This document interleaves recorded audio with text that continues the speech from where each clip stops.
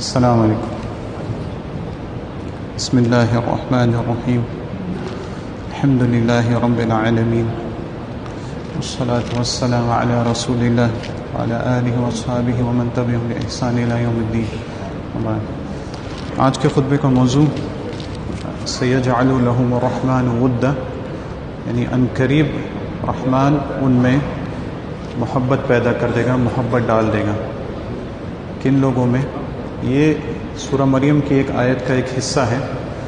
مکمل آیت اس طرح ہے کہ اللہ رب العزت نے فرمایا ان الذین آمنوا وعملوا الصالحات سیجعل لہم الرحمن ودا، کہ بے شک جو لوگ ایمان لاتے ہیں، جو لوگ ایمان لائے اور انہوں نے نیک اعمال کیے،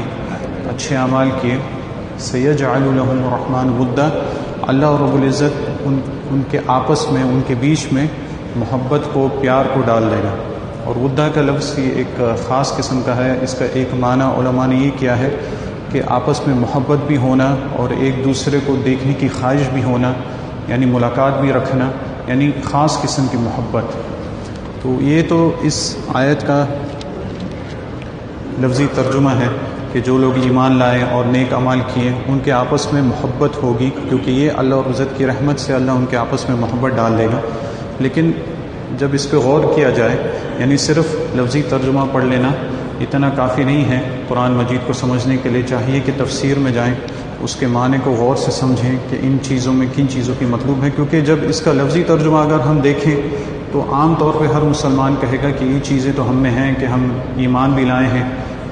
ہو سکتا ہے بچپن سے مسلمان ہو، نیک اعمال بھی کرتے ہیں، جتنی بھی طاقت ہے نیک عمل بھی کرتے ہیں. تو اس کا جو رزلٹ ہے، یعنی آیت کے آخری حصے میں جو لکھا ہے کہ آپس میں محبت ہے، تو وہ عام طور پہ اتنا دکھنے میں کیوں نہیں آتی.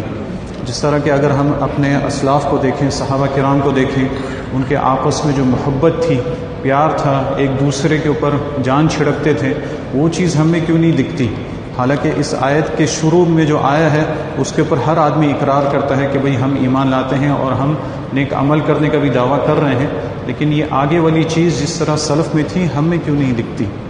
تو اس کی وجہ اس لیے ہے کیونکہ ہم نے جو پہلی دو چیزیں ہیں ان کی تحقیق نہیں کی، ان کے اوپر غور نہیں کیا. کیونکہ ان الذین آمنوا، ایمان کا لفظ جو ہے یہ کوئی معمولی چیز نہیں ہے. یہ وہ چیز ہے جس کے اوپر انسان کی پوری زندگی اسی محنت کی طرف ہونی چاہیے کہ وہ ایمان کو سیکھے، ایمان کو سمجھے اور اس کو اپنے اندر پختہ کرے. اور اسی چیز کے اوپر آپ صلی اللہ علیہ وسلم نے اپنے صحابہ کو تعلیم دی، ان کو ایمان کی تعلیم دی، اور یہ سب سے پہلے سب سے زیادہ ضروری تھا. جس طرح صحابہ کرام سے بھی بہت ساری ایسی آثار آتے ہیں کہ انہوں نے بتایا کہ ہم نے پہلے ایمان کو سیکھا، پھر ہم نے قرآن کو سیکھا، تو قرآن کو سیکھنے کی وجہ سے ہمارا ایمان اور زیادہ مضبوط ہو گیا. تو ایمان کو سیکھنا یہ بہت ضروری ہے، اور یہ ایک خطبے میں یا ایک درس میں یہ چیز نہیں ہو سکتی کہ پوری زندگی کا معاملہ ہے، اس کو سیکھا جائے، علماء کے ساتھ بیٹھ کے قرآن و حدیث کی روشنی میں اس کو سیکھا جائے. ایک صحیح حدیث میں جو کہ حدیث جبریل سے مشہور ہے، ایمان کی تعریف آپ صلی اللہ علیہ وسلم نے بتائی. یعنی اگر صرف اس کو لے لیا جائے اور اس حدیث کے اس حصے پہ بات کیا جائے تو بہت سارا وقت اسی پہ چلا جائے گا. علماء نے اس کی تفسیر میں بہت زیادہ باتیں کی ہیں، بہت زیادہ کتابیں بھی اس کے اوپر لکھی گئی ہیں، کیونکہ ایمان یہ کوئی معمولی معاملہ نہیں ہے. جس طرح آپ صلی اللہ علیہ وسلم سے حضرت جبریل نے جب سوال کیا کہ من ایمان، کہ ایمان کیا چیز ہے، تو آپ صلی اللہ علیہ وسلم نے 6 چیزیں گنوائی. تو علماء بتاتے ہیں کہ یہ ایمان کے 6 ارکان ہیں. یعنی یہ 6 ارکان ہیں، یہ ان تمام چیزوں پہ ایمان ہونا، ایمان ہونے کا مطلب ان کی سمجھ ہونا اور ان پر یقین رکھنا، یہ ہر مسلمان کے لیے، ہر مومن کے لیے ضروری ہے. سب سے پہلے تو یہ سمجھ میں آنا چاہیے کہ یہ 6 چیزیں ہر شخص کو یاد ہوں. یعنی آیت کا پہلا حصہ یہی ہے کہ جو لوگ ایمان لے کے آئے، تو یہ 6 چیزیں سب سے پہلے ہمیں پتہ ہونی چاہیے، کہ کم سے کم ان کے نام پتہ ہوں. سب سے پہلے یہ 6 چیزیں کیا ہیں، اس کے بعد ان کی سمجھ ہمیں ہونا چاہیے. آپ صلی اللہ علیہ وسلم نے فرمایا الایمان ان تؤمن باللہ، سب سے پہلی چیز کہ تمہارا ایمان اللہ رب العزت پر ہو. ان تؤمن باللہ وملائکتہ، اس کے فرشتوں پر، وکتبہ، اور اس کی تمام کتابوں پر، والیوم الآخر اور آخرت کے دن پر، ورسلہ اور تمام انبیاء پر، رسولوں پر، والقدر خیرہ و شرہ اور اچھی اور بری تقدیر پر۔ یعنی یہ تو صرف ان 6 چیزوں کا نام ہے، لیکن اگر ان 6 چیزوں پر مستقل گفتگو کی جائے تو بہت زیادہ وقت چاہیے۔ سب سے پہلی چیز جو لے لی جائے، اللہ رب العزت پر ایمان، یعنی اللہ رب العزت پر ایمان کا دعویٰ ہر کوئی کرتا ہے، یہاں تک کہ غیر مسلمان بھی اللہ پر ایمان کا دعویٰ کرتے ہیں، لیکن کیا وہ اپنے دعوے میں سچے ہیں؟ بہت سارے مسلمان بھی اللہ رب العزت پر ایمان کا دعویٰ کرتے ہیں، لیکن کیا ان کا دعویٰ قرآن و حدیث کے مطابق ہے؟ یعنی اللہ رب العزت پر ایمان لانا اس طرح جس طرح کہ قرآن و حدیث میں مطلوب ہے، جس سے اللہ راضی ہوتا ہے، اس طرح ایمان لانا۔ ورنہ ایمان تو کفار مکہ بھی لے کے آئے تھے، یعنی جن کے ساتھ آپ صلی اللہ علیہ وسلم نے جنگیں کی، ان کے ساتھ لڑائیاں کی، وہ بھی اللہ پر ایمان لانے کا دعویٰ کرتے تھے، لیکن ایسا ایمان نہیں کہ جن سے اللہ رب العزت ان کے ایمان سے راضی ہو جائے۔ اللہ رب العزت ان کے ایمان سے راضی نہیں ہوتا۔ تو یہ ایمان لانا یہ بہت ہی مہم ہے، اور خاص طور پہ یہ 6 چیزیں۔ سب سے پہلے اللہ رب العزت پر ایمان لانا، اس میں اللہ رب العزت کی معرفت آتی ہے، اللہ کو پہچانا جائے۔ صرف یہ کہہ دینا اللہ ہمارا خالق، اللہ ہمارا مالک ہے، یہ اللہ رب العزت کی پہچان نہیں ہے۔ ان تمام چیزوں کو پہچانا جائے کہ اللہ رب العزت کی معرفت کیسے ہوتی ہے، کن معنوں میں اللہ رب العزت پر ایمان لانا ضروری ہے، اور ایک لمبا موضوع ہے۔ اس کے بعد اللہ کے فرشتوں پر ایمان لانا، جس طرح کہ قرآن و حدیث میں ہے، جس طرح کہ جاہلیت کے زمانے میں لوگ فرشتوں پر بھی ایمان لاتے تھے، لیکن ان کا ایمان کس طرح ہوتا تھا؟ وہ کہتے تھے کہ فرشتہ نعوذ باللہ اللہ کی بیٹیاں ہیں، یعنی فرشتے جو ہیں یہ اللہ کی بیٹیاں ہیں۔ خود اگر ان کی کوئی بیٹی پیدا ہوتی تو اس سے سخت ناراض ہوتے اور بیٹی کو زندہ درگور کر دیتے، لیکن فرشتوں کو اللہ کی بیٹیاں بنا دیتے، یعنی فرشتوں کو مانتے تو تھے لیکن ان کو اللہ کا شریک بنا دیتے۔ تو یہ دونوں باتیں ان کی گڑبڑ ہو گئی، یعنی اللہ کو بھی مانتے تھے، فرشتوں کو بھی مان رہے ہیں، لیکن اللہ کے ساتھ فرشتوں کو شریک بھی کر رہے ہیں اور فرشتوں کو اللہ کی بیٹیاں بھی بنا رہے ہیں۔ تو صرف ماننا اور جاننا کافی نہیں ہے، جس طرح اللہ نے مطلوب ہے، اللہ کو مطلوب ہے، اس طرح ماننا، فرشتوں کو بھی ماننا اس طرح جس طرح کہ قرآن و حدیث میں مطلوب ہے۔ اس کے بعد اللہ کی تمام کتابوں کو، یعنی جن کتابوں کا نام اللہ رب العزت نے ہمیں بتایا ہے، تورات ہے، زبور، انجیل، قرآن، جتنی بھی کتابیں ہیں، ان کو ماننا اور ان کا حق ادا کرنا کہ یہ اللہ رب العزت کی طرف سے ہے، کیونکہ ابھی ہمارے پاس آخری کتاب جو کہ آپ صلی اللہ علیہ وسلم کو دی گئی قرآن مجید ہے، اس کو حق ماننا اور اس کے مطابق عمل کرنا، یعنی اس کو ماننے میں یہ بھی آتا ہے کہ اس کتاب کو سب سے بہترین کتاب ماننا، اپنی زندگی کا زیادہ تر حصہ اسی کتاب کو دینا، اس کو پڑھنا، اس کو سمجھنا، یہ اس کے ایمان لانے میں آتا ہے، اور اس کتاب سے کسی کتاب کو بہتر نہیں سمجھنا، اور بھی بہت ساری چیزیں اللہ رب العزت کی کتاب پر ایمان لانے میں آتا ہے۔ اسی طرح تمام انبیاء پر ایمان لانا، کوئی شخص اگر یہ کہے کہ میں ایک نبی کو نہیں مانتا، اس شخص کا ایمان بھی صحیح نہیں ہے، یا تمام کو مانتا ہوں صرف ایک دو کو نہیں مانتا، اس کا بھی ایمان صحیح نہیں ہے۔ تمام اللہ رب العزت نے جتنے بھی انبیاء کو بھیجا ہے، رسولوں کو بھیجا ہے، ان سب کو ماننا یہ ایمان میں داخل ہے۔ یعنی آیت کا شروع کا حصہ صرف اتنا ہے، ان الذین آمنوا، بے شک جو لوگ ایمان لائے، لیکن اس معنی کو علماء یعنی ہمارے سلف صحیح معنوں میں سمجھتے تھے اور عمل بھی کرتے تھے، ان تمام چیزوں پر ایمان تھا، اس لیے آیت کے آخر میں جو فائدہ دیا گیا ہے وہ فائدہ بھی ان میں دیکھا جاتا تھا۔ اس کے بعد 5ویں چیز ہے کہ قیامت کے دن کو ماننا، آخرت کے دن کو۔ کچھ علماء نے بتایا ہے کہ اسے آخری دن کیوں کہا جاتا ہے، قیامت کا دن یہ آخری دن کیوں ہے؟ اس کا ایک معنی انہوں نے یہ بتایا ہے کہ یہ آخری دن ہے، اس کے بعد اور کوئی دن نہیں آئے گا، یعنی آخری دن ہے، جب دنیا ختم ہو جائے گی اس کے بعد اور کوئی دن نہیں آئے گا، کیونکہ جو لوگ جنت میں جائیں گے وہ جنت میں چلے جائیں گے، اور جو جہنم میں جائیں گے وہ جہنم میں چلے جائیں گے۔ اس کے بعد موت کو بھی ذبح کر دیا جائے گا، یعنی یہ دنیا کا خاتمہ ہو جائے گا اور آخرت شروع ہو جائے گی۔ اس کے بعد اور کوئی دن حساب کتاب کے بعد ہمیشہ یا تو جنت میں جا سکتے ہیں یا تو ہمیشہ جہنم میں جانے والے بھی ہوں گے۔ تو یہ آخرت کا دن ہے، اور اس کے ایمان لانے میں ایک چیز یہ ہے کہ انسان اس کا یقین رکھے کہ یہ دن آنے والا ہے، ایک دن اس نے اللہ کے سامنے کھڑا ہونا ہے، اور اس نے اپنے جو کچھ بھی اس نے زندگی میں کیا ہے اس کا حساب اس نے اللہ رب العزت کو دینا ہے۔ تو آخرت کا اہتمام، یعنی آخرت کی اہتمام اس کے ایمان لانے میں سے ہے۔ لیکن جو شخص ہم اسے دیکھتے ہیں کہ وہ جو مرضی آئے اس نے وہ کیا اور پھر آگے سے دعویٰ کرتا ہے کہ میں ایمان لاتا ہوں، ایسے آدمی کا ایمان صحیح معنوں میں مکمل نہیں۔ اور 6ٹھی چیز الایمان بالقدر خیری و شرری، کہ اچھی اور بری تقدیر پر ایمان لانا۔ اور ایک ایسا مقام ہے کہ عام طور پہ لوگ اس میں لا علمی کا شکار ہوتے ہیں، انہیں اس چیز کا مکمل علم نہیں ہوتا تو گمراہی میں پڑ جاتے ہیں. حتیٰ کہ ہم دیکھتے ہیں کہ صحابہ کرام کے زمانے سے لوگ اس معاملے میں غلط شکوک و شبہات میں پڑ گئے تھے، یعنی تقدیر کے معاملے میں بہت ہی شکوک و شبہات میں پڑ گئے تھے، اور اس کی وجہ سے بہت ساری چیزیں ان میں یعنی خرافات انہوں نے دین میں نکال دی. اور صحابہ کرام ایسے لوگ سے بری ہوتے تھے کہ جو اس چیز میں کچھ آگے کچھ ہیر پھیر کریں، کہتے تھے کہ ہم ایسے لوگوں سے بری ہیں، ہمارا ایسے لوگوں سے کوئی تعلق نہیں ہے. تو یہ ایک حدیث جبریل میں آپ صلی اللہ علیہ وسلم نے ایمان کی 6 چیزیں یہاں پہ گنوائی ہیں. یہ 6 چیزیں یاد ہو، ان پر ایمان ہو جس طرح کہ اللہ کو مطلوب ہے، یعنی اپنی مرضی کا ایمان نہیں. جس طرح ہم نے بتایا کہ اور بھی بہت سارے لوگ ان چیزوں کو مانتے ہیں، آخرت کو دن کو ماننے والے اور بھی لوگ ہیں غیر مسلمان والے، لیکن اس طرح ماننا کہ جس طرح قرآن و حدیث میں مطلوب ہے وہ ضروری ہے. تب آیت کا پہلا حصہ ہمارے اوپر سچا آ سکتا ہے کہ ان الذین آمنوا، کہ بے شک جو لوگ ایمان لے کے آئے. لیکن اگر بچپن سے مسلمان ہیں، تھوڑا پوچھا جائے کہ ایمان کی تفصیل کریں، ایمان کے بارے میں بتائیں، ان 6 چیزوں کا نام تو دور، یعنی ان 6 چیزوں کے بارے میں تعریف تو دور، ان کا نام بھی نہیں بتا سکتے، تو پھر ہم کیسے کہہ سکتے ہیں کہ پہلی چیز ہم میں ہے کہ ایمان والے ہم ان میں ہم شمار ہو سکتے ہیں. یعنی یہ پہلی چیز جو کہ بہت ضروری ہے، پہلے ایمان لانا ضروری، اس کے بعد وعملوا الصالحات، اور نیک اعمال کیے. لفظی ترجمے سے آدمی دیکھ کے یہی بولے گا کہ نیک اعمال کیا، کہ بھئی جو بھی مجھے ذہن میں اچھا لگتا ہے، نیک اعمال لگتا ہے، میں وہ کروں. اور بہت سارے لوگوں کا یہی معاملہ ہوتا ہے کہ بھئی اچھا کام کرو، قبول کرنے والا اللہ ہے. یعنی اچھا کام کرو، قبول اللہ کا کام ہے، کوئی بھی تمہیں کچھ بھی کہے اللہ قبول کرے گا. علماء نے اسی آیت کے تحت لکھا ہے کہ اچھے کام سے مراد وہ ہے جس سے اللہ راضی ہو جائے. اچھا کام وہ ہے جس سے اللہ راضی ہو جائے، اور اللہ کو راضی کرنے کے لیے کسی بھی عمل میں 2 چیزیں ہونی چاہیے، اور یہ چیزیں بار بار خطبے میں ان کا ذکر ہوتا ہے تاکہ یہ بات ذہن میں نشین ہو جائے، ذہن نشین ہو جائے کہ یہ 2 چیزیں جس عمل میں نہیں ہوں گی وہ اچھا نہیں ہو سکتا.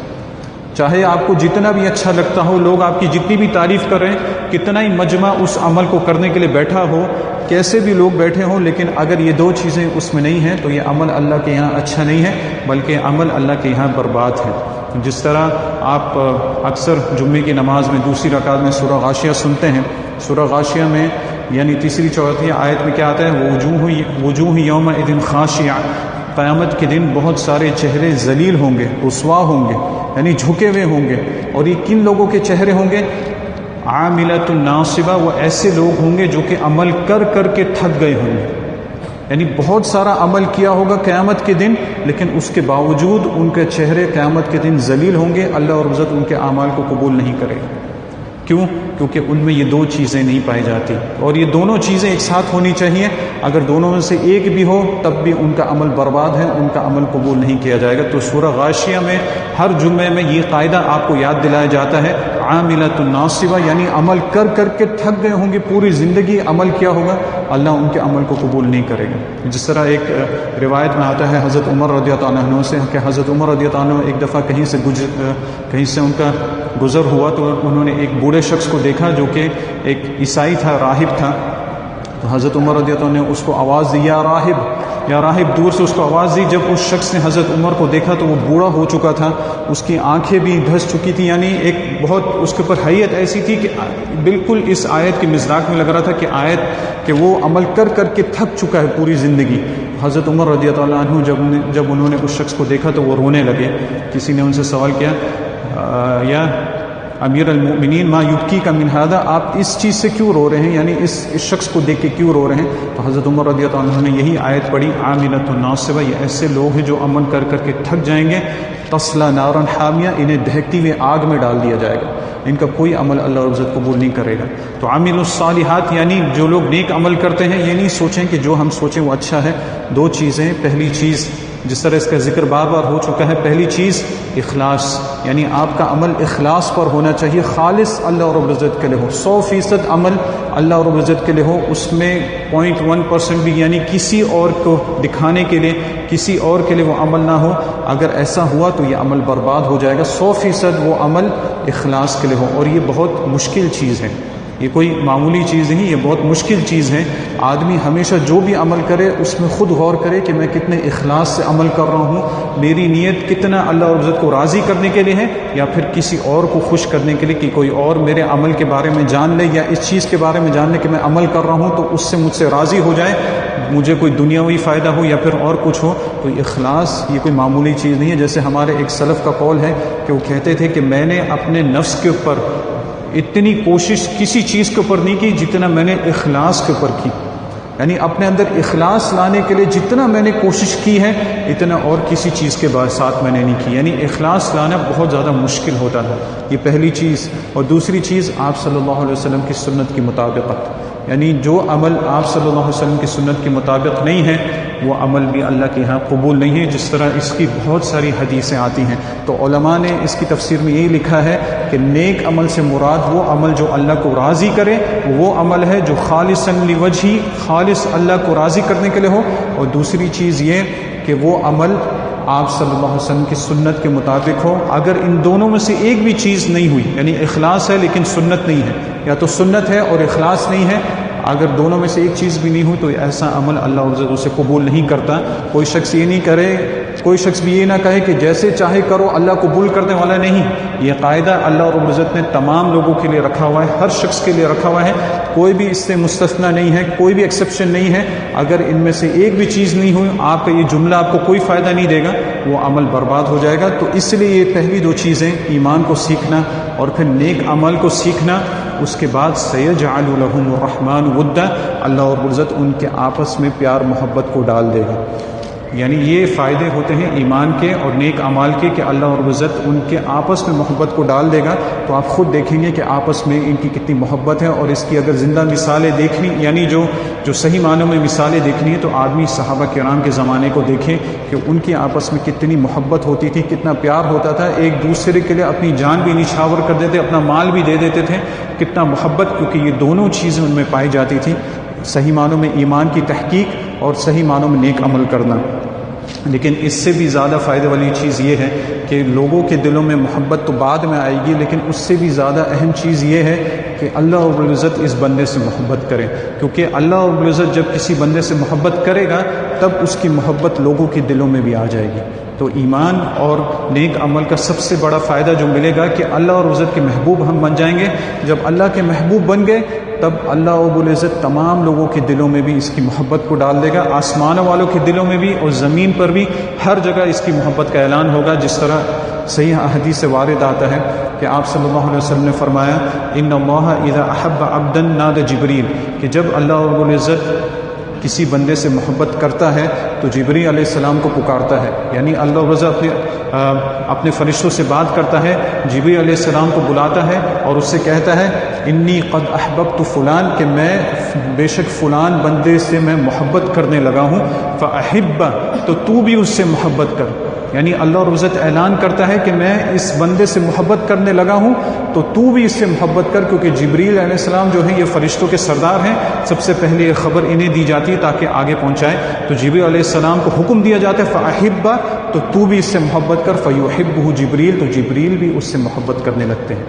ثم ینادی فی اہل السماء، یعنی اللہ کی محبت مل گئی، جبریل علیہ السلام کی محبت مل گئی، اس کے بعد جبریل علیہ السلام آسمان والوں پر اعلان کرتے ہیں ان اللہ یحب فلان فاحبوا، کہ بے شک اللہ فلان بندے سے محبت کرتے ہیں تو تم سب اس سے محبت کرو، تو تمام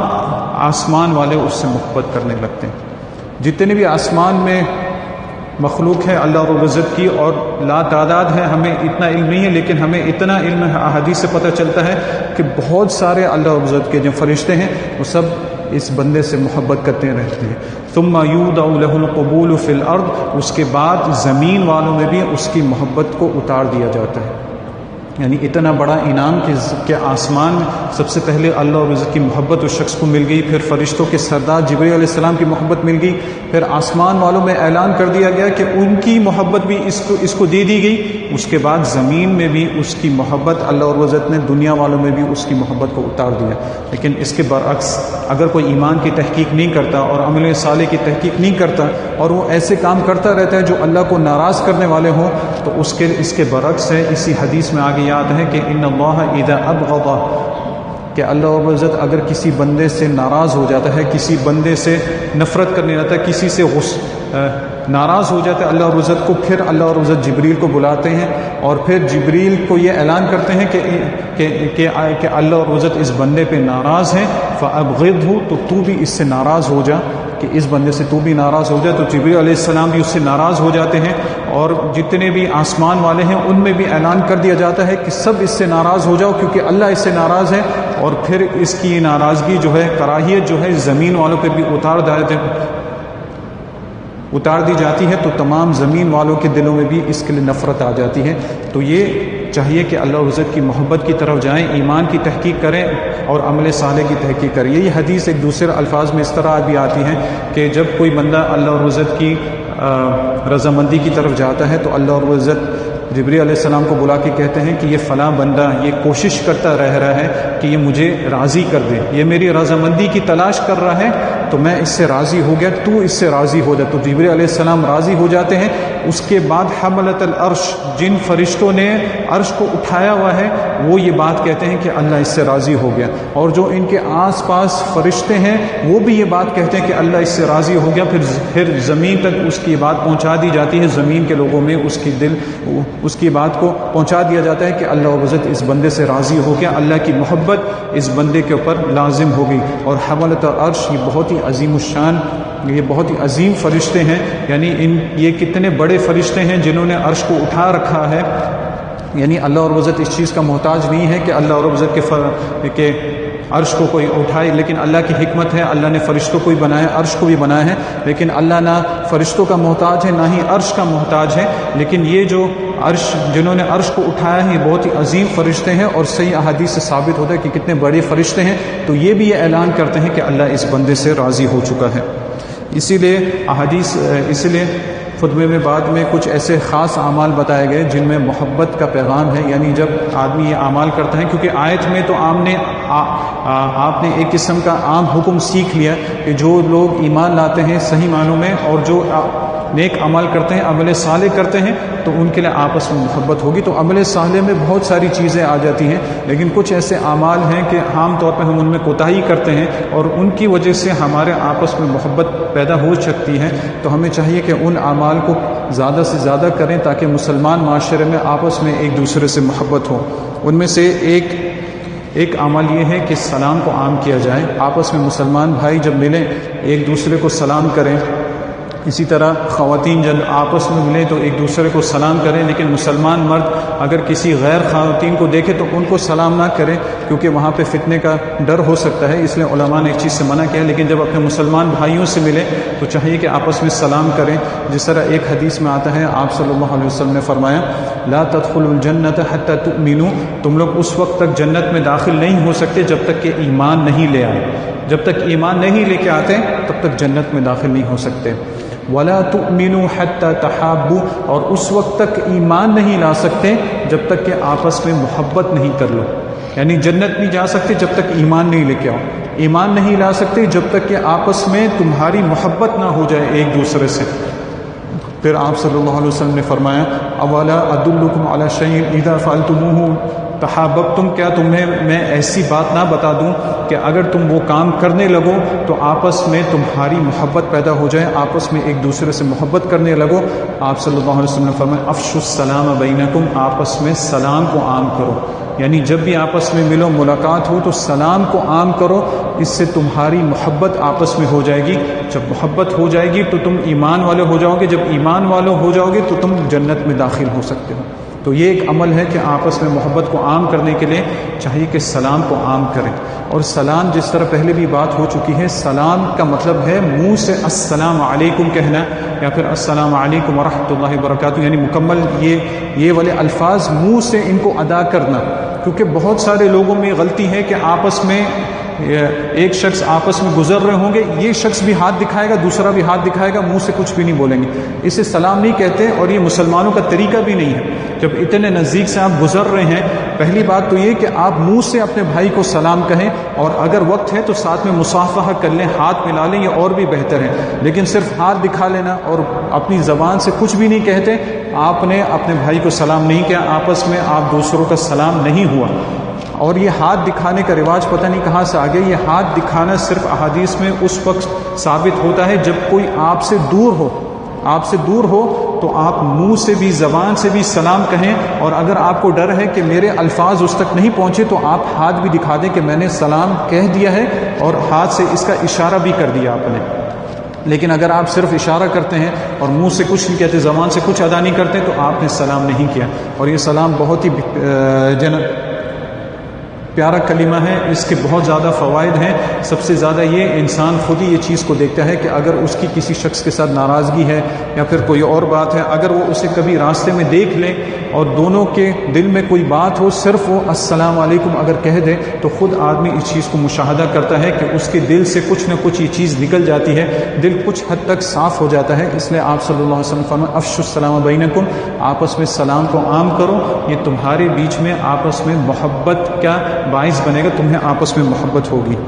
اسی طرح ایک اور چیز جو کہ بہت ہی مہم ہے آپس میں محبت کرنے کے لیے, آپ صلی اللہ علیہ وسلم نے فرمایا تحادو تحابو, آپس میں ایک دوسرے کو تحفے تحائف دیا کرو, تمہاری محبت بڑھے گی. یعنی اس نیت سے دوسروں کو تحفے تحائف دو کہ اللہ اور عزت کی رضا بھی مقصود ہو, اور ساتھ میں یہ بھی کہ مسلمان بھائیوں کے ساتھ پیار محبت بھی بڑھے. تو آپ صلی اللہ علیہ وسلم نے ہمیں یہ نسخہ بتایا ہے کہ آپس میں محبت کرنی ہے تو ایک دوسرے کو آپس میں گفٹ وغیرہ دیا کرو, تحفے تحائف دیا کرو. حتیٰ کہ اگر کسی شخص نے آپ کو تحفہ دیا ہے تو آپ صلی اللہ علیہ وسلم کی سنت یہ ہے کہ اگر تمہارے ساتھ کوئی بھلائی کرے, اچھائی کرے, کچھ تمہیں دے تو اس کا بدلہ اسے چکاؤ. اگر اتنا نہیں کر سکتے تو کم سے کم اس شخص کے لیے دعا کر دو. یعنی اگر اس کا بدلہ نہیں دے سکتے, اس نے آپ کو کچھ دیا, آپ بدلے میں کوئی اچھائی اس کے ساتھ نہیں کر سکتے, کوئی گفٹ اس کو نہیں دے سکتے, تو کم سے کم اس شخص کے لیے خیر کی دعا کر دیں, برکت کی دعا کر دیں, تاکہ یہ اس کا بدلہ بن جائے گا, اس شخص کا بدلہ ہو جائے گا. تو یہ بھی آپس میں محبت کا سبب ہے. اسی طرح ایک اور چیز اور اس چیز کا سوال بھی آپ صلی اللہ علیہ وسلم سے کیا گیا کہ یا رسول اللہ, ایک شخص نے آ کے آپ صلی اللہ علیہ وسلم سے سوال کیا کہ اللہ کے رسول, آپ مجھے ایک ایسا عمل بتائیں جسے کر کے میں یحبونی اللہ و یحب الناس, کہ اللہ رب العزت بھی مجھ سے محبت کرے اور جو لوگ ہیں وہ بھی مجھ سے محبت کرنے والے ہو جائیں. یعنی ایک ایسا عمل مجھے بتا دیں کہ اللہ بھی مجھ سے محبت کریں اور لوگ بھی مجھ سے محبت کرنے والے بن جائیں. تو آپ صلی اللہ علیہ وسلم نے جواب دیا, اور آپ کی باتیں مختصر اور ان میں معنی بہت زیادہ ہوتا تھا. آپ نے 2 جملے بتائے صرف, اللہ کی محبت کے لیے اور لوگوں کی محبت کے لیے. آپ صلی اللہ علیہ وسلم نے فرمایا ازہد فی الدنیا یحبک اللہ, کہ تو دنیا سے بے رغبتی دکھا. یعنی دنیا میں جو آدمی کو جتنی چیزوں کی ضرورت ہے وہ تو ہے, لیکن دنیا کے پیچھے بھاگنا چھوڑ دیں, دنیا میں زاہد بن جا, یعنی دنیا میں بے رغبتی دکھا. یحبک اللہ, اللہ تجھ سے محبت کرے گا. کیونکہ دنیا کے پیچھے جو بھاگتا ہے وہ اپنے دین کو نقصان پہنچاتا ہے, اللہ کو بھی بھولتا ہے, دین کو بھی بھولتا ہے. تو آپ صلی اللہ علیہ وسلم نے فرمایا کہ دنیا میں بے رغبتی دکھا, دنیا میں زاہد بن کے رہے, تقوی کے ساتھ رہے, جتنی انسان کو ضرورت ہے اتنا اپنے لیے لے لے دنیا میں سے, لیکن دنیا کے پیچھے بھاگے نہیں, اپنی ضروریات کو پورا کرے اور باقی وقت اپنے دین کے لیے دے, اللہ کو راضی کرنے کے لیے دے. تو آپ صلی اللہ علیہ وسلم فرمایا اگر ایسا کرے گا یحبک اللہ, اللہ تجھ سے محبت کرے گا. اور دوسرا سوال اس کا یہ تھا کہ لوگ بھی مجھ سے محبت کریں, تو آپ صلی اللہ علیہ وسلم نے بتایا ازہد فیما فی ایدی الناس یحبوک, اور کما قال علیہ الصلوۃ والسلام, کہ جو چیز لوگوں کے ہاتھوں میں ہے, یعنی لوگوں کے پاس جو ہے, لوگ جن چیزوں کے مالک ہیں ان میں بھی بے رغبتی دکھا تو لوگ بھی تجھ سے محبت کرنے لگیں گے. یعنی لوگوں کے پاس جو ہے اس کی لالچ مت کرو, اس کے پیچھے مت پڑو کہ یہ چیز ان کے پاس ہے میرے پاس کیوں نہیں ہے, اس میں بے رغبتی دکھاؤ. الا یہ کہ اگر کوئی دین کا معاملہ ہو, دین کے معاملے میں ان کے پاس آپ سے زیادہ چیزیں, افضلیت ہے, زیادہ علم ہے, تو اس میں آدمی لالچ کر سکتا ہے کہ میں بھی دین میں ایسا ہوں تاکہ اللہ مجھ سے اور راضی ہو. اس کے علاوہ دنیا کی جو چیزیں ان کے پاس ہیں اس میں بے رغبتی دکھا تو لوگ بھی تجھ سے محبت کریں گے. تفسیر میں علماء اس کے بارے میں یہ بھی لکھتے ہیں کیونکہ عام طور پہ دنیا میں لوگوں کا مقابلہ بہت سخت ہوتا ہے, یعنی دنیا کے معاملے میں ان کا مقابلہ بہت سخت ہوتا ہے دین کے مقابلے میں. دین میں عام طور پر جس کو اللہ توفیق دے وہی آپس میں مقابلہ کرتے ہیں, لیکن عام طور پہ دنیا میں لوگوں کا مقابلہ ہوتا ہے میرے پڑوسی کے پاس اگر یہ ہے تو میرے پاس اس سے زیادہ ہونا چاہیے. تو اگر کوئی شخص اس چیز میں بے رغبتی دکھاتا ہے, یعنی نہیں چاہتا, مقابلہ نہیں کرتا, تو وہ خود بخود اس سے محبت کرنے لگتے ہیں، کیونکہ اس شخص کو تو اس چیز میں کوئی انٹرسٹ ہی نہیں ہے، یہ تو اس طرف دھیان ہی نہیں دیتا، اس کو وہ نہیں چاہیے جو میرے پاس ہے، تو خود بخود لوگوں کی محبت اس کے دل میں آ جاتی، اس کی محبت لوگوں کے دل میں آ جاتی۔ تو یہ بہت ہی عظیم الشان قاعدہ ہے، اگر اللہ کی محبت چاہیے تو دنیا میں بے رغبتی دکھا۔ اس کا مطلب یہ نہیں ہے کہ آدمی سب کچھ چھوڑ چھاڑ کے بیٹھ جائے، نہیں، جتنی ضرورت ہے دنیا میں سے اتنا لے، لیکن دنیا کے پیچھے نہ بھاگے کہ اپنی دین و آخرت کو بھول جائیں، جتنا ضرورت ہے اتنا لے، تو اللہ رب العزت اس سے محبت کرے گا۔ شرط یہ ہے کہ دنیا میں بے رغبتی دکھائے۔ اور دوسری چیز یہ ہے کہ اگر لوگوں کی محبت چاہیے تو لوگوں کے پاس جو ہے اس میں بے رغبتی دکھائے، اس کے پیچھے نہ پڑے۔ اسی طرح ایک اور چیز جو کہ بہت مہم ہے کہ آپس میں محبت کرنے کے لیے، اور یہ چیز کافی آسان بھی ہے اور اس کے اوپر عمل کرنا بھی آسان ہے، لیکن انسان اگر کوشش کرے، سنت کا علم بھی حاصل کرے اور اپنے آپ کو تیار کر لے تو اس پر عمل کرے، اس سے فائدہ بھی بہت ہے، اور دنیاوی اور آخروی فائدہ بھی بہت ہے، اور اللہ رب العزت کے محبوب عمل میں سے بھی ہے، لیکن چاہیے کہ اس کے اوپر عمل کرنے کے لیے اپنے آپ کو تیار کریں اور دوسروں کو بھی پیار محبت سے اس کی ترغیب دلائیں۔ وہ یہ ہے کہ جب ہم صفوں میں کھڑے ہوتے ہیں، نماز کی صفوں میں کھڑے ہوتے ہیں، تب اس طرح کھڑے ہوں جس طرح کے اسلام میں مطلوب ہے، جس طرح آپ صلی اللہ علیہ وسلم کی سنت ہے۔ اگر اس طرح کھڑے نہیں ہوں گے تو آپس میں مسلمانوں میں محبت نہیں ہوگی، آپس میں ان میں اختلاف کافی زیادہ ہو جائے گا۔ جس طرح ایک حدیث میں آتا ہے کہ آپ صلی اللہ علیہ وسلم نے فرمایا، آپ صلی اللہ علیہ وسلم کے صحابی ابو مسعود البدری رضی اللہ عنہ، انہوں نے فرمایا کہ کان رسول اللہ صلی اللہ علیہ وسلم یمسح مناکبنا فی الصلاۃ ویقول استووا ولا تختلفوا۔ آپ صلی اللہ علیہ وسلم ہمارے کندھوں پر نماز میں ہاتھ پھیرا کرتے تھے، یعنی نماز سے پہلے صفیں بناتے ہوئے ہمارے کندھوں پر ہاتھ پھیرا کرتے تھے، اور آپ فرمایا کرتے تھے استووا، یعنی برابر کھڑے ہو جاؤ، ولا تختلفوا، آپس میں اختلاف نہیں کرو، کیونکہ دوسرے احادیث سے پتہ چلتا ہے کہ آپ صلی اللہ علیہ وسلم یہ حکم دیتے تھے کہ صفیں برابر کرو، اقیموا الصفوف وحادوا بین المناکب، اپنے کندھے آپس میں برابر کرو، بالکل صحیح آپس میں کھڑے ہو، ولا تذروا فرجات للشیطان، آپ بیچ میں شیطان کے لیے جگہ نہ چھوڑو، یعنی اگر تم بیچ میں پاؤں کے بیچ میں یا اپنے کندھوں کے بیچ میں جگہ چھوڑتے ہو تو تمہارے بیچ میں شیطان آ جاتا ہے۔ کچھ ایسے نہ سمجھ لوگ وہ یہ کہتے ہیں کہ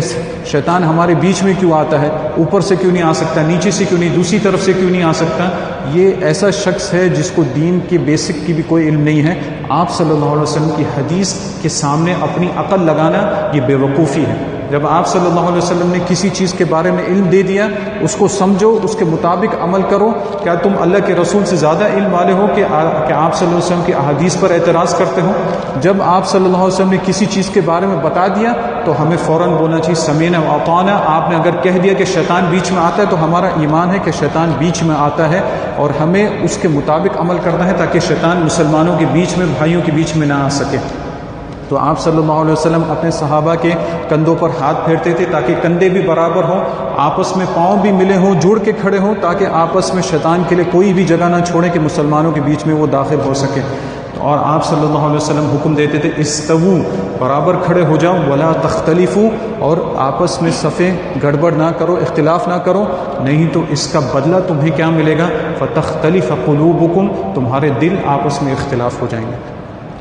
یعنی دیکھ لیں کہ صفوں کو درست نہیں کرنے کی کتنی سخت سزا ہے کہ تمہارے دلوں میں آپس میں اختلاف ہو جائے گا۔ اور یہ چیز ہم خود آج کل دیکھنے کو ملتا ہے، کیونکہ عام طور پہ لوگ ایک دوسرے کے ساتھ کندھا پاؤں ملانے سے نہیں چاہتے کہ اگر انہیں کہا بھی جائے کہ بھئی تھوڑا نزدیک آ جائیں پاؤں، یا وہ ملا کے کھڑے ہو جائیں، تو اس چیز کو قبول نہیں کرتے، اس لیے آپس میں دلوں میں بھی کتنا اختلاف ہو گیا۔ تو جو لوگ صفوں کو ملاتے ہیں، آپ صلی اللہ علیہ وسلم کی بشارت ہے ان کے لیے، من وصل صفا وصلہ اللہ، جو صفوں کو جوڑتا ہے اللہ اسے جوڑ دیتا ہے، یعنی اللہ اسے اپنے سے جوڑتا ہے، مسلمان مومن بندوں سے بھی جوڑتا ہے۔ ومن قطع صفا قطع اللہ، جو صفوں کو توڑتا ہے یعنی آپس میں جگہ چھوڑتا ہے، صفوں کو پورا نہیں کرتا، اللہ اسے بھی توڑ دیتا ہے۔ حالانکہ یہ اللہ کا محبوب عمل ہے اور یہ فرشتوں کا عمل اللہ کے نزدیک ہے۔ ایک دوسری حدیث میں آتا ہے کہ آپ صلی اللہ علیہ وسلم نے اپنے صحابہ سے یہ کہا، الا تصفون کما تصف الملائکۃ عند ربہم، تم ایسے صفیں کیوں نہیں بناتے جس طرح فرشتے اپنے رب کے سامنے صفیں بناتے ہیں؟ یعنی فرشتے جیسے اللہ کے سامنے صف بنا کے کھڑے ہوتے ہیں، تم لوگ اس طرح کھڑے کیوں نہیں ہوتے؟ تو صحابہ کرام نے سوال کیا، کیونکہ وہ عمل کرنے کے حریص ہوتے تھے، چاہتے تھے کہ ہم جانیں اور ہم ایسا عمل فوراً کریں۔ انہوں نے سوال کیا اللہ رسول سے کہ وَكَيْفَ تَصُفُّ الْمَلَائِكَةُ عِنْدَ رَبِّهِمْ، کہ فرشتے کیسے صف بناتے ہیں؟ تو آپ صلی اللہ علیہ وسلم نے جواب دیا یتمون الصفوف المتقدمہ ویتراصون فی الصف، وہ آگے کی صفوں کو پورا کرتے ہیں، یعنی پہلے آگے کی صفوں کو پورا کرتے ہیں۔ یہ بھی غلطی بہت لوگوں میں دیکھی جاتی ہے کہ وہ عام طور پہ دیکھیں گے کہ اگر صف لمبی ہے تو وہاں تک کون جائے گا، پچھلی صف میں کھڑے ہو جاتے ہیں۔ یہ آپ صلی اللہ علیہ وسلم کی سنت کے خلاف ہے۔ جب تک کہ پہلی صف مکمل نہیں ہو جاتی، آگے والی صف مکمل نہیں ہو جاتی، دوسری صف شروع کرنے کا حکم نہیں ہے۔ جب تک پہلی صف میں جگہ ہے، آپ کو چاہیے کہ آگے کی صفوں کو مکمل کریں۔ اگر پہلی ہوگی تو دوسری کو مکمل کریں، تیسری شروع نہیں کریں۔ اسی طرح آگے والی صفیں پوری کرنا یہ فرشتوں کا طریقہ ہے، اور ہمیں بھی یہی حکم دیا گیا ہے۔ یتمون الصفوف المتقدمہ، آگے کی صفوں کو پورا کرتے ہیں پہلے، وَيَتَرَاصُونَ فِي الصَّفِ، اور صفوں میں اس طرح کھڑے ہوتے ہیں جیسے کہ کوئی سیسا پلائی دیوار ہو، یعنی کوئی دیوار جیسے بن جاتی ہے، آپس میں مل کے کندھے اور پاؤں آپس میں مل کے ایسے کھڑے ہونے چاہیے کہ گویا کہ صف نہیں ہے، ایک دیوار یہاں پہ کھڑی ہوئی ہے، تو تم لوگ اس طرح صف کیوں نہیں بناتے؟ تو یہ صف بنانا اسلام میں بہت ہی مستحکم حکم ہے، چاہیے کہ اس کے اوپر عمل کریں، دوسروں کو ترغیب بھی دیں، اور اس پہ زیادتی نہیں کریں، کیونکہ کچھ لوگوں کو علم نہیں ہوتا، وہ یہ سوچتے ہیں کہ میں کیوں اس طرف آؤں، اس شخص کو اس طرف آنا چاہیے۔ سنت کو سمجھیں کہ کس شخص کو صف کو پورا کرنے کا حکم ہے اور کس طرف۔ جس طرح پہلے بھی یہ بات آئی تھی کہ امام جب کھڑا ہوتا ہے تو جو سب سے پہلا شخص ہوتا ہے اس کے پیچھے کھڑا ہوتا ہے، یعنی امام کے پیچھے۔ اس کے بعد جتنے بھی لوگ ہیں امام کے قریب آ کے صف بنائیں گے، یعنی جو بھی امام سے دور ہے اسے چاہیے کہ امام کے قریب آئے۔ کوئی شخص اگر امام کی دائیں طرف ہے، مثال کے طور پر کوئی ایک آدمی اگر صف کے اندر سے نکل گیا، اس کا ہو سکتا ہے اسے چاہیے کہ وضو دوبارہ کر کے آئے۔ کوئی شخص اگر نکل گیا تو جو شخص امام سے دور ہے اسے چاہیے کہ وہ قریب آئے گا، نہ کہ جو امام کے قریب ہے وہ اس کی طرف جائے گا۔ یعنی امام کے اگر رائٹ سائڈ سے کوئی شخص گیا تو جو شخص ابھی گیا ہے وہ امام سے جو دور ہے، یعنی جس کے لیفٹ سائڈ سے آدمی گیا وہ اور زیادہ قریب آئے گا۔ اس شخص کو حکم نہیں کہ اس طرف جائے، یعنی ہمیں صفوں میں یہ حکم دیا گیا ہے کہ امام کے قریب آئے، جو شخص زیادہ قریب آتا ہے وہ اس کے لیے اتنا افضل ہے۔ تو یہ حکم ہے، اور اگر اس طرح نہیں کریں گے جس طرح کہ اس حدیث میں آتا ہے، اگر ایسا نہیں کرو گے، آپس میں اختلاف کریں گے، تو آپ صلی اللہ علیہ وسلم نے فرمایا فَتَخْتَلِفَ قُلُوبُكُمْ، تمہارے دلوں میں بھی آپس میں اختلاف ہو جائے گا۔ اور اس حدیث کے راوی جو صحابی ہیں وہ اپنے زمانے میں جب اپنے شاگردوں کو یہ حدیث سنا رہے تھے اسی وقت سے وہ کہہ رہے تھے فَأَنْتُمُ الْيَوْمَ أَشَدُّ اخْتِلَافًا، تم لوگ آج کل بہت سخت اختلاف ہے تمہارے بیچ۔ فَأَنْتُمُ الْيَوْمَ أَشَدُّ اخْتِلَافًا، تم لوگ آج کل آپس میں تمہارا بہت سخت اختلاف ہے، کیونکہ اس سنت کے اوپر تم نے عمل نہیں کیا۔ یہاں تک کہ آپ صلی اللہ علیہ وسلم کے صحابی غالباً حضرت جابر رضی اللہ عنہ وہ ایک دفعہ رو رہے تھے، کسی نے پوچھا کہ کیا وجہ ہے، تو انہوں نے کہا کہ تم لوگوں نے نماز کو ضائع کر دیا۔ حالانکہ لوگوں نے صف صحیح سے نہیں بنائی تھی، باقی سب کچھ صحیح تھا، رکوع سجدہ وغیرہ سب صحیح تھا، لیکن تم لوگوں نے صفوں کو صحیح نہیں کیا۔ تو حضرت جابر رضی اللہ عنہ نے فرمایا کہ تم نے نماز کو ضائع کر دی، یعنی صفیں بنانے کی کتنی اہمیت ہے، چاہیے کہ اسی طرح صف بنائیں۔ اور یہ صرف مردوں کے لیے حکم نہیں ہے، عورتوں کے لیے بھی یہی حکم ہے، کیونکہ نماز میں صف بنانا، اگر عورتیں بھی جماعت سے نماز پڑھی ہیں تو عورتیں بھی آپس میں صفیں اسی طرح بنائیں گی کہ بیچ میں خالی جگہ نہ چھوڑیں، آگے کی صفوں کو پہلے مکمل کریں اور آپس میں لگ کے کھڑے ہوں، کندھے اور پاؤں کے بیچ میں آپس میں جگہ نہ چھوڑیں۔ اور ایک عمل، یہ والی حدیث پہلے بھی آ چکی ہے، لیکن چونکہ اس کا تعلق محبت سے بہت زیادہ ہے تو چاہیے کہ اس کو یاد کریں۔ اور یہ ایک ایسا عمل ہے کہ اس کے اوپر عمل کر کے نہ صرف لوگوں کے دلوں میں محبت ہوتی ہے بلکہ جانوروں تک کی دلوں میں بھی محبت ہوتی ہے، اور وہ بھی دعا کرتے ہیں ایسے شخص کے لیے، وہ ہے علم حاصل کرنا۔ جس طرح اس کی فضیلت میں بہت ساری احادیث آتی ہیں، لیکن ایک حدیث جو آتی ہے اس میں بہت سارے فضائل بیان کیے گئے حضرت ابو درداء رضی اللہ عنہ سے۔ اس حدیث کے راوی فرماتے ہیں کہ جاء رجل من اہل المدینہ الی ابی الدرداء وهو بدمشق، کہ ایک شخص مدینہ سے حضرت ابو درداء رضی اللہ عنہ کے پاس آیا، جبکہ حضرت ابو درداء دمشق میں تھے، یعنی دمشق کے علاقے میں تھے۔ علماء نے اس میں لکھا ہے کہ یہ فاصلہ تقریباً 1300 کلومیٹر کا ہے، یعنی 1300 کلومیٹر اس زمانے میں سفر کر کے یہ شخص مدینہ سے حضرت ابو درداء کے پاس آیا۔ جب حضرت ابو درداء رضی اللہ عنہ کے پاس آیا تو انہوں نے سوال کیا، ما اقدمک ای اخی، اے میرے بھائی کون سی چیز تمہیں یہاں لے آئی ہے، یعنی کون سی حاجت تمہیں یہاں پہ لے آئی ہے؟ تو اس نے جواب دیا، حدیث بلغنی انک تحدث به عن رسول اللہ صلی اللہ علیہ وسلم، ایک حدیث جس کے بارے میں مجھے پتہ چلا ہے کہ وہ آپ روایت کرتے ہیں آپ صلی اللہ علیہ وسلم سے، اس حدیث کے لیے میں آیا ہوں، صرف ایک حدیث کے لیے، اور زیادہ نہیں، صرف ایک حدیث کے لیے اتنا لمبا سفر کر کے آیا ہوں۔ اور یہ صرف ایک قصہ نہیں ہے، بہت سارے قصے ایسے ہیں کہ صحابہ کرام اور بہت سارے علماء صرف ایک حدیث پانے کے لیے لمبے لمبے سفر طے کرتے تھے، کیونکہ انہیں اس علم کی اہمیت کے بارے میں اندازہ تھا صحیح معنوں میں۔ تو ان سے سوال کیا حضرت ابو درداء نے، اما قدمت لتجارت، کیا تم کسی تجارت کی نیت سے نہیں آئے؟ اس نے جواب دیا لا، نہیں، کسی تجارت کی نیت سے نہیں۔ اما قدمت لحاجت، اور کسی حاجت کی وجہ سے، اور کوئی وجہ ہو سکتی ہے، اور کوئی بات ہو سکتی ہے؟ اس نے کہا لا، قال لا، قال ما قدمت الا فی طلب هذا الحدیث، کہ تم صرف اسی حدیث کو پانے کے لیے آئے ہو؟ اس نے جواب دیا نعم، ہاں میں اسی حدیث کے لیے آیا۔ تو پھر حضرت ابو درداء نے یہ حدیث سنا دی، جس کے لیے اس میں بھی اس شخص کے لیے بھی عظیم بشارت تھی۔ انہوں نے فرمایا من سلک طریقا یطلب فیہ علما سلک اللہ بہ طریقا الی الجنہ، کہ جو شخص، کہ میں نے آپ صلی اللہ علیہ وسلم کو یہ فرماتے سنا ہے کہ آپ نے فرمایا کہ جو شخص راستہ چلتا ہے، راستہ پکڑتا ہے علم حاصل کرنے کے لیے، بھلی ایک حدیث بھی ہو، ایک مسئلہ ہی کیوں نہ ہو، دین کا علم حاصل کرنے کے لیے وہ راستہ لیتا ہے، تو اللہ اس راستے کی برکت سے اسے جنت کے راستے پہ چلا دیتا ہے۔ یعنی پہلی چیز تو یہ اتنی محبت اس کو مل جاتی ہے کہ اللہ رب العزت اسے جنت کے راستے پہ چلا دیتا ہے۔ علم کی کتنی فضیلت۔ دوسری فضیلت، وَإِنَّ الْمَلَائِكَةَ لَتَضَعُ أَجْنِحَتَهَا رِضًا لِطَالِبِ الْعِلْمِ، اور فرشتے جو ہیں وہ اس طالب علم جو علم حاصل کرنے کے لیے نکلا ہے، طالب علم سے مراد یہاں پہ یہ نہیں کہ نوجوان لوگ ہوں، جو شخص بھی علم حاصل کرنے والا، چھوٹا بچہ ہو یا بڑا ہو، یا پھر ہو سکتا ہے بہت عمر کے آخری حصے میں ہو لیکن علم حاصل کرنا چاہتا ہو، فرشتے اس کے پاؤں کے نیچے اس سے خوش ہو کے، راضی ہو کے اپنے پر اس کے پاؤں کے نیچے دیتے ہیں جب یہ شخص علم حاصل کرنے کے لیے جا رہا ہوتا ہے۔ وَإِنَّ الْعَالِمَ لَا يَسْتَغْفِرُ، تیسری بشارت، وَإِنَّ الْعَالِمَ لَا يَسْتَغْفِرُ لَهُ مَنْ فِي السَّمَاوَاتِ وَالْأَرْضِ حَتَّى الْحِيتَانُ فِي الْمَاءِ، کہ جو عالم ہوتا ہے، جس نے دین کا علم حاصل کیا ہوتا ہے، اس کے مطابق عمل بھی کرتا ہے، تو اس کے لیے استغفار کرتے ہیں، اللہ سے معافی مانگتے ہیں، جو کوئی آسمان میں ہے، یعنی جتنی مخلوق اللہ کے آسمان میں ہے، ومن فی الارض، اور جو کوئی زمین میں ہے، جتنی مخلوق زمین میں ہے، وہ بھی اللہ رب العزت سے اس کے لیے استغفار کرتے ہیں، حتی الحیتان فی الماء، یہاں تک کہ پانی کے اندر مچھلی بھی اس کے لیے استغفار کرتی ہے۔ یعنی جانور بھی عالم دین سے کتنا محبت کرتے ہیں۔ تو ایک ایسا عمل ہے کہ آپ کی محبت آسمانوں میں بھی ہے، زمینوں میں بھی ہے، اور جانوروں میں بھی ہے، اور اس کے ساتھ ساتھ استغفار بھی کر رہے ہیں، اور یہ کتنا فضیلت والا علم ہے۔ علماء بتاتے تھے کہ علم حاصل کرنا یہ نفلی عبادت سے زیادہ محبوب ہے، یعنی یہ نفلی عبادات سے زیادہ بہتر ہے کہ آدمی اپنے دین کے معاملات کو سیکھے، دین کا علم حاصل کرے۔ اور مزید انہوں نے فرمایا وَإِنَّ الْعُلَمَاءَ وَرَثَةُ الْأَنْبِيَاءِ، کہ جو علماء ہوتے ہیں وہ انبیاء کے وارث ہوتے ہیں۔ وَإِنَّ الْأَنْبِيَاءَ لَمْ يُوَرِّثُوا دِينَارًا وَلَا دِرْهَمًا، لیکن انبیاء پیسہ نہیں چھوڑ کے گئے، درہم دینار نہیں چھوڑ کے گئے،